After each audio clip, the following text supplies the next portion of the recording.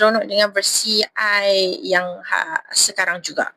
Because I choose how I want to feel, what I want to feel.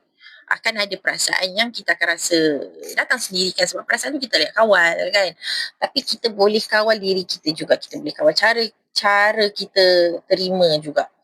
Dan hari ini I just nak share how like macam mana mindset ni boleh orang kata apa, buat hidup I rasa lebih personally lebih rasa ringan, rasa macam lebih alive.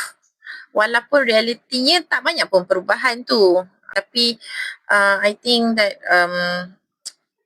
yeah, because of the mindset lah. It start from everything from your mindset. So I memang daripada dulu lagi, daripada zaman belajar lagi, whatever yang I nak buat, I akan orang kata apa, start with mindset lah. Maksudnya kalau aku nak ni, aku kena betulkan mindset aku dulu.